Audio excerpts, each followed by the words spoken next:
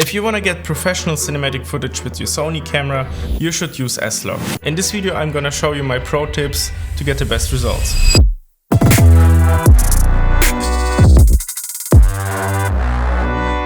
As a professional filmmaker, I'm working daily with other freelancers, and I've realized that a lot of filmmakers are using S-Log completely wrong and lose a ton of quality. So if you want to use S-Log or get better, this video will help you. So what is S-Log? S-Log is designed to capture the most detail and dynamic range with your camera as possible.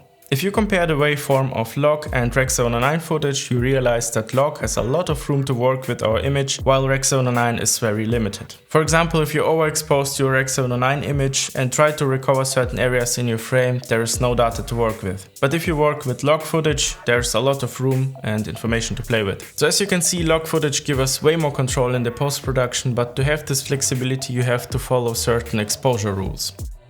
To get the right exposure, we have to activate some tools inside of your camera. First, activate the Gamma Display Assistant. You will have more contrast in your preview while the footage is still recorded in log. But since every display is different from camera to camera, we cannot rely on that, so we have to use exposure tools like zebras or waveforms.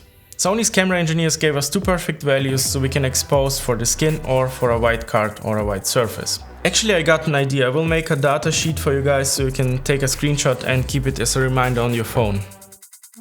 By the way, I always set my zebras to a custom button in my camera so I can turn them off after I exposed my image, and I can focus myself on the framing and focus myself on focusing.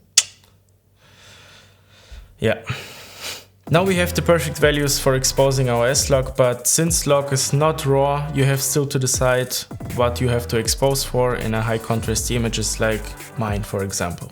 If I would expose for the outside, I would need a ton of light, but since I'm using the Aperture 120D, I'm limited with my output, so I have to expose my face. But sometimes you will have a situation where your image does not include a face or a white object. In this case, I recommend you using white and gray cards. I always have my cards with me in my camera bag. I have two different sizes for tighter and wider shots, so I can always have the perfect exposure and white balance. I usually put my cards in front of the subject which I'm gonna film and expose for them, but I also use them a lot for interviews to get even better exposure. And as you might know, log footage is very flat, so we have to color correct it. You can do it very simple with a conversion LUT from Sony, or if you're working in DaVinci Resolve, you can use the color space transform tool. And that's pretty much it. I would highly recommend you to get your own exposure cards and practice before you go on a client job.